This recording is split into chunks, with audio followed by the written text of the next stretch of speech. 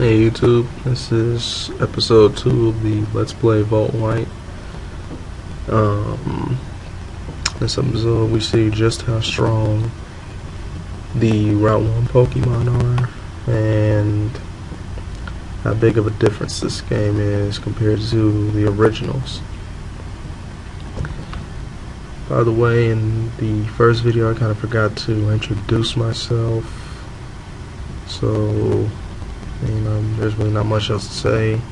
It's pretty much in my description if anyone cares. And right here I was just checking to make sure they're finding out what the ability was, Vital Spirit, which is basically insomnia. I'm a college student, freshman, just graduated from high school last year. Well, now I'm pretty much at the end of my first year of college at BGSU, Bowling Green State University in Bowling Green, Ohio, just outside Toledo.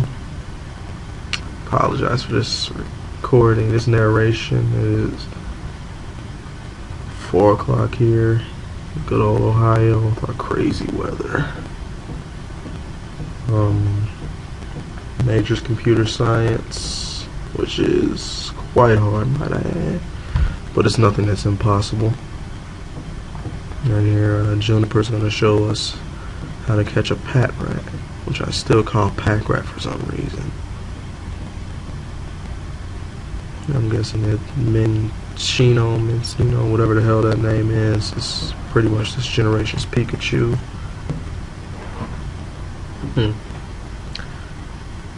Pretty much every generation has one. When Gold and Silver was Meryl, plus or minus in Gen 3, that Thunder Squirrel, can't think of its name right now, in Gen 4, and then Minccino in Gen 5. So even if there is no sign of Pikachu early on, at some point, you will get a Pika clone. Thanks, Game Freak. Appreciate it. By the way, speaking of Pikachu, kind of like Gen 5, Zap approach on old Pokemon, not allowing access to any old Pokemon at all whatsoever until you complete the game, forcing you to use all new Pokemon, which is quite a challenge actually. Everything's new and not pretty much what we know. We don't run through the game and then get to a point where we can get our favorites and then go from there like Gen 4 was. Now you really can't have any access unless of course you trade online, but yeah.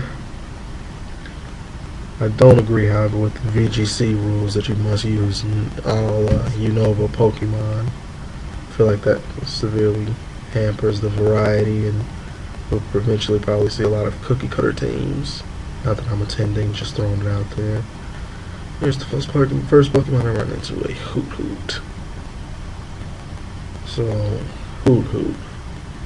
Pretty much the worst starting bird they've ever created. Bastardized Pidgey. Nowhere near any of the other ones, because all the other ones were good. Tailo, Swallow, Unasfet, the pigeon thingy, whatever its starter is called. Of course, Starly Staraptor, best bird ever. If I catch this thing, no sweat. Piece of shit. Catching it just because, as you'll see later on, it's quite useless. Thing couldn't even hurt a fly. Oh, and note that it's level 4. It'll make more sense later on. Because throughout this entire episode, it seems like this is the weakest Pokemon I ever caught, or ever even seen. Well, maybe not seen, but pretty much screwed me over. I don't know if you noticed it, but those eyes were completely off-center. One eye was pointing down, the other was pointing up. So I just had to nickname it Look at the Eyes. Look at Eyes, whatever the hell I said. Walk 2 steps, and another battle going. This time it's a pack rat, level 7 female. Another thing I kind of don't like about these games, the encounter rate is just ridiculous. You get out of a battle, walk 2 steps, and then you're in another battle. It never ends. For the first time ever, my starter has been KO'd. Couldn't even make it to a Pokemon Center to heal or anything, so this kind of had me scared right here. I'm not gonna lie, I would have reset it right here if that would have just got taken out right there. So I rushed to this person right here with, oh, what the hell am I doing? Not sure what's going on here. I rushed to that potion person. Was in desperate need of it.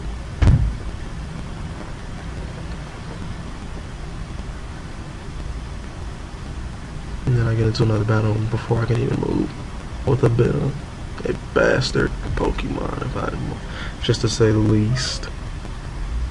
Hate that piece of shit. Oh, and again, level 6. It never fails. Only I get stuck with the level 4. Who did that? I'm taking a piece of crap bit of over this piece of shit. So I finally make it out of the hellhole that is known as Route 1. I was so disappointed when I found out that this, whoever caught the most Pokemon, whatever game, you don't even get anything. Unless, I'm assuming you gotta catch 6 Pokemon or something, I don't know. And I get a call from the professor. A 4-way call. Wonder how that works. If anyone knows, please give feedback. Thank you. I always wanted to try things like that they added, like the voice chat, but never really got much use out of it. Never really knew that many people personally that I would really want to talk to in a game or something, so nice feature, but this is just not for me. And we return, and we go to the Pokemon Center, which, excuse me. About the Pokemon Centers in black and white. So glad that they had the marts in them. I never understood why they were really, well, I understood why they were 2 separate buildings, but it makes much more sense to have them both in one building. Otherwise you'd have to go through the hassle of trying to run there and do something like that in the past, like run from a Pokemon Center to a Pokemart or something, or vice versa, before that battery dies and you can save, and then right when you get there, then the battery dies. Now you don't have to worry about that no more, I guess. Highly situational, I know, but hey, it helps. This was quite a long episode too, so it's going to be divided into 2 parts, just letting you know right now. I'll probably do the second part tomorrow at some point when I get some time, but definitely not tonight. It's round really is 4 o'clock, so I'm not staying up any later than this. What should I buy? You should save your money. Money is the root of all evil. Do not blow your money. 9 on your side. If you live in Cincinnati. So yeah, after that potion, wild Pokemon knockout scare, I definitely had to buy those potions with the utmost promptness. And I'm gonna go back down to Route 1 and grind a little bit, because clearly I need it. If my starter can get taken out by a level 7 wild pack rat, I'm pretty sure I might not be ready for real trainers. But I wanted to in Wild Hoodoo. And again, level 6, not level 4. Damn, you RNG just hate me with a fucking passion. The first battle in, they give me a piece of crap Hoodoo at level 4. I haven't seen level 4 yet.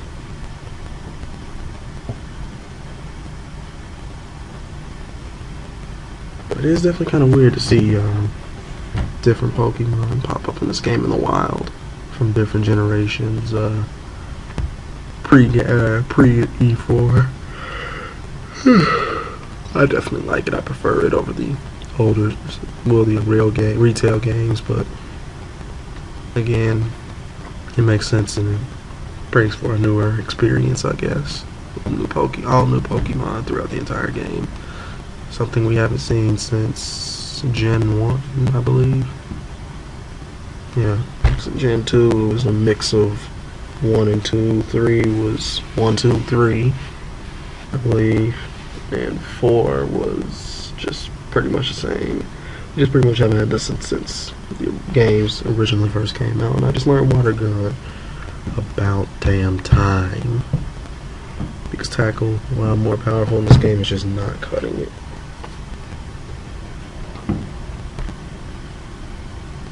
Man, I love how the Team Plasma in this game all moves in unison. For their boss, Hetsis, I don't know what the hell that is. If anyone knows, please let me know. I feel like an idiot, not knowing. Come together because we want to lead each other. However, is that really the truth? Have you considered the facts that we humans only assume that this is the truth? Pokemon liberation. If Pokemon, why liberate Pokemon? It's like liberating your pets. We keep pets because we take care of them. If we don't take care of them, they live in the wild and potentially become feral and could... Look, it's just not good. Let's just put it that way. I mean, I guess it probably could work more so in Pokemon, but... Nah. I guess this plot is a lot better than Galaxy trying to create Galactic trying to create a new world. Loads better than Aqua and Magma, and Team Rocket's pretty much the best ones because they're just a bunch of thieves and they're just general bad guys. They don't have one plan, they have multiple. Well, this is a quality plan. I definitely like where Nintendo went with this direction. And I like how N's over there hiding in the crowd and then pops out of his ass. Pops out of nowhere at the end. And I love that name so much, Triple Question Mark. You can't go wrong with a man or someone named Triple Question Mark. My name is N. Nintendo. N. Captain N. I don't know. I wasn't alive when that show came out. So sad I missed it. But anyway, here's the battle between N and Volt White. Just quite different than the original. Harder too. But anyway, got about a minute left. Let's see what we can get done. Purloin with Feint Attack. I think I get a crit. I get crit right. Oh no, no crit. Yeah. Use Water Gun and it just really doesn't cut it at all.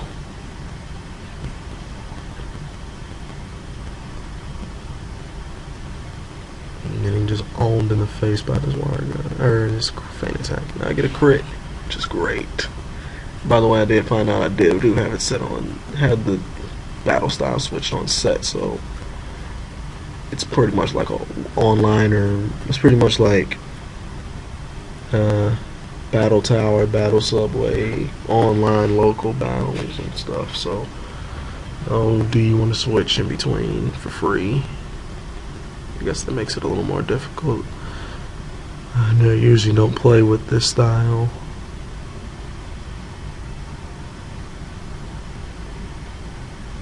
Oh.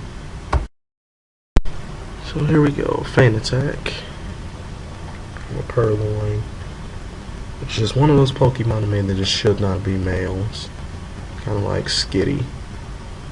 Just no. Stop it, Nintendo. There's some Pokemon that just do not look right as males. Mienfoo and Mienshao is one of them. Makes me so sad.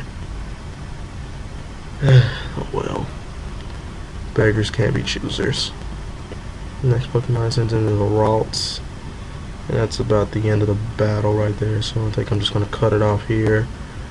Be looking out for part 2 later on tomorrow. Good night, YouTube.